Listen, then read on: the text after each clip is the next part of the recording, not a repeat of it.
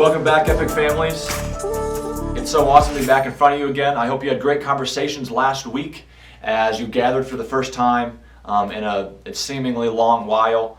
Two reminders this week. One is the same one I shared last week, and that's next week is the skating event, if you would. It's at the skating rink, normal Epic time. It's free of cost. All you have to do is show up.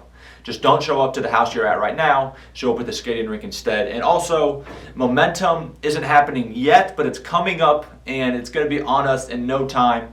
So sign up for Momentum on the Church Center app, or you can go to the website and find the link through there. But sign up through the Church Center app, and I hope you all can attend because I'm excited for what the Lord is going to do through all of the work that people have put in to Momentum. And so I'm excited to see what happens. But a quick recap from last week. Remember, we're in John chapter 21, and we went through kind of the first half of that chapter last week. We talked about, remember, Jesus was on the shore and they were fishing, and John recognized him, and then Peter jumped in the water, right? And the overall purpose and goal of that was to recognize Jesus' presence, to look for him in places that we may not regularly look for him, to prayer and expect it to happen, to be aware of the things that are happening around us. And this week, we're going to continue on in John chapter 21. And so we're going to continue on from where we left off kind of last week. But to start, I want you and your groups to read John chapter 21, verses 9 through 14. So read those verses and then go ahead and press play. So Jesus provided in multiple ways during this event. It's a short event, but we see that he helped them catch those fish. We see John said 150 fish or 153. And not only that, but he had breakfast. He had breakfast ready for them when they got to shore. And it's almost funny to think about how small of a thing that is, but how much it actually matters. And the first thing that we see is that instead of rebuking them for going back to what they knew, back to what they regularly did, to their old way of life, Jesus meets them. He meets them where they were. He meets them in their needs in this situation. And I'm sure that they don't need a reminder of who it was, right? They were able to tell that it was Jesus earlier in the chapter, and verse 12 tells us that much. But some speculate that the reason Peter went back to fishing was because he was concerned for his family. He was concerned on how he was going to make money, what he was going to do to make ends meet. And that concern was honestly really valid, and I'm sure that Jesus understood that. But what was wrong with Peter and the others was that instead of resting in the provision that Jesus said he would have for them, they decided to take it into their own hands and go and try to make it happen rather than trusting that it would happen. And so they went back to doing what they knew that they could do to make money. And so I want you to think about, as we go through this teaching, what situation has God called on you to trust him, and how are you either avoiding that, or what difficulty may it bring to you? And I want you to think about that as we go through it. And so, whatever it is, this story shows what Jesus is capable of. That he's capable of providing you more and better than what you thought possible, or what you could provide for yourself. And so maybe Peter and the others could have cast their nets out 1,000 more times, and they may never have caught any more fish, because that wasn't the point. And we see that even their nets were weakened after pulling in all those fish. And so John seems to indicate that. And so we see that Jesus will provide not only in the long term, but in the short term. And it shows us when they catch these fish, he says, I'll provide for you right now. And though they'd been fishing all night long, as we read, and I'm sure they were all worn out, there was a fresh meal with a fire waiting for them on the shore. I'm sure that was so refreshing.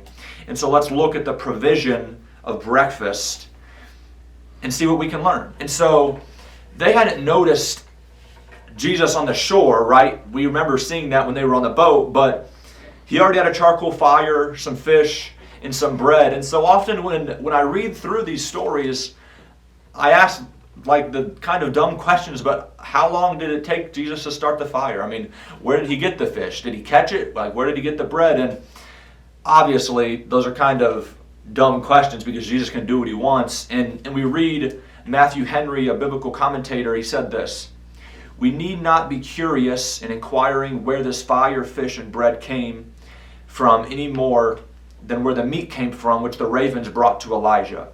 He that could multiply the loaves and the fishes that were could make new ones if he pleased, or turn the stones into bread, or send his angels out to fetch it where he knew it could be found." It isn't important where the provision came from. It's important that he did provide in a way that they couldn't, that we can't. And so keep in mind, I'm not advocating for sitting around and doing nothing and just letting Jesus provide for you. That's not what I'm saying. But what happens here is Jesus supernaturally meets them in their needs. He meets them in their needs that they couldn't meet by themselves. And they would have had no fish to cook, no bread, no fire, if Jesus wasn't there for them. And so these are the times when you do everything you can to follow through, and it just isn't enough. This is an example of one of those times, and it's times like these when God meets us in a place that we couldn't have pictured a way out of. This is when God moves on our behalf, and these are the times that I have seen in my life where God's provision has brought me through to places that I didn't even know I needed to be, and God brought me through them. And so I'm sure I could give you example after example, and I'm sure you'll give me examples from your life, from the situations that you're in. But God has shown himself faithful to provide for us, the same way that Jesus was providing in this situation. And so the main point that I want you to recognize is his provision is enough. And I'm sure as welcome as a hot meal was for those disciples, there was one thing to notice that I thought of that I think is important, is that this meal, it wasn't a 4-course meal. Jesus could have made them a 4-course meal on that shore that morning, but he didn't. And it's important because his provision is enough, and it will always be good, but it may not be exactly what you want. So maybe those disciples wanted a bunch more food, but what they got was just enough. And we see this how God provided for Elijah in 1 Kings 17 that I just referenced earlier. And Matthew Henry referred to it in this quote. He said, "God just told Elijah that he was going to send a drought and famine to the land. To follow that up, God sends him a brook to drink from. He also tells him that he will send ravens with his food."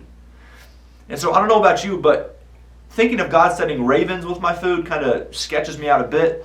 But in that time, the brook dried up, and I would imagine that the water started to stagnate and get muddy and gross, whatever. And that's not exactly what I would have wanted, but God won't always send you what you want, but he will send enough. And so that's what we saw with Elijah. And not only when it stopped being good enough, God showed Elijah how he could provide for him next, that he would provide for him next, and that was through the widow. And did they feast as kings? No. But was it enough? Absolutely. So God will always provide for you what you need, even though I know that's difficult to believe and see all the time. And you may not have everything that you desire, but you will have enough.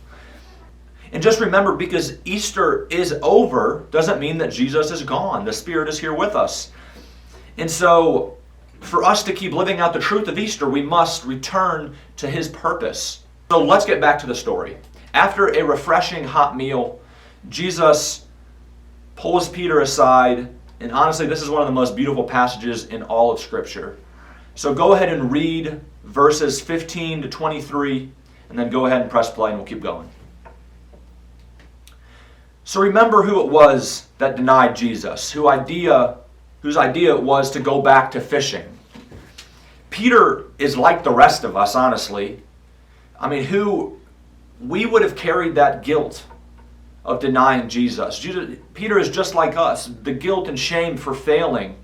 He went back on a promise he made, and even to the point of correcting Jesus.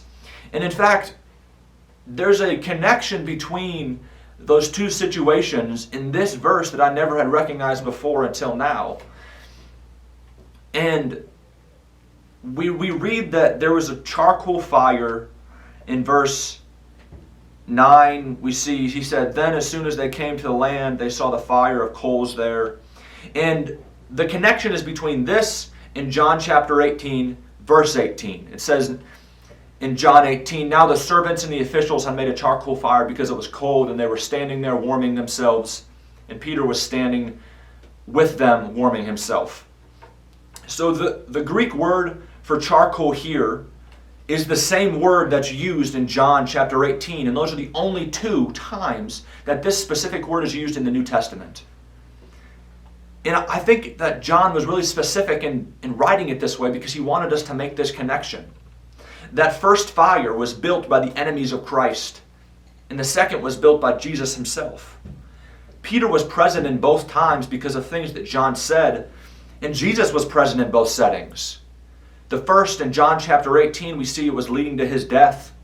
In the second time now, in John 21, we see that he made the fire after he conquered death. And in the first, Peter denied the Lord 3 times, just as Jesus predicted. And in the second time, he affirmed his love for the Lord 3 times. And he was reinstated into right place with God.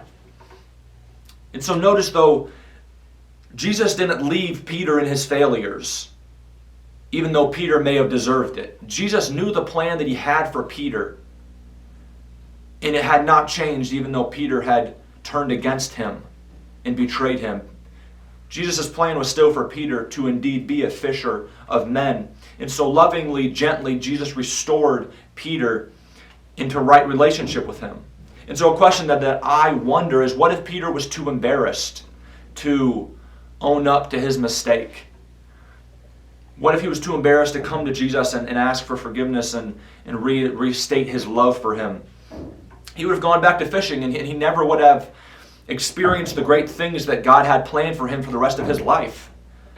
And God has tremendous special plans for you too. Despite your failures and your sin, the plan is still specific to you. And so in chapter 21, we find out Jesus' plan for Peter as its final earthly act would include, and it was Peter dying on a cross, upside down. And this man who was unwilling to die with Christ would eventually die for Christ. Honestly, what a plan to have. It's just crazy to think about that, especially as we see Peter progressing on in his story. But his plans are unique to you. God's plans are unique to you. We see that in verses 20 through 23. In a somewhat comical story, Peter looks around and he sees John and he says, "Jesus, what plan do you have for John?" And Jesus' reply essentially is, "It doesn't matter what I'm doing with John. Just worry about what I've told you to do." Your walk with Christ will look dramatically different than my walk with Christ. The paths that God leads you down are going to look different than the ones that I've walked down so far. And that is something that we should rejoice in. That's something that we should find joy in, that every walk doesn't look the same, that your walk will be unique. And since God made you, He knows exactly how to mold your character. And He knows exactly how to lead you through the situations in your life that you may not see an end to. But the important thing is that following His plan for your life, resting in His provision for your situation. But we have to acknowledge that this doesn't mean that you can go walk a life full of sin and worldly desires and say, well, that's God's plan for my life, because it's not. But thinking about Peter, I want you to think about, how have you failed? How have you denied Christ, just like Peter? But thinking about that, God's plan is still specific to you. And just like Peter, He still has a plan for you. He desires to bring you into right relationship with Him, into a saving knowledge of Him. He wants to use you to share His truth, to share the truth of the Scripture, to share the truth of the resurrection with the world. And He's going to use you in a specific way to do it. He still has a purpose for you. And even though Easter is past, the truth of the resurrection remains the same. After Easter, Peter decided to go fishing. He wanted to act though like nothing happened. He wanted to go back to what he knew, to what was comfortable. But what did he find out when he went there? He found out that Jesus isn't gone because Easter is over. And though Jesus was literally there with him on that shore, his Spirit is literally with us if you're a believer. He discovered the presence of Jesus, and the others recognized that it was happening too. He received the provision of Jesus as he ate the fish and the bread for breakfast. He was restored to the purpose that Jesus Christ lovingly had for him. And I'm excited to see how the conversations in your group reflect this truth. I'm excited to hear about the situations that you get put into because of the prayers that you're praying. Epic family, I hope to see you next week at the skating rink. I hope to be able to be connected with you again. I'm excited to hear about those conversations. But until then, I love you guys. Have a great week in the Lord. See you next week.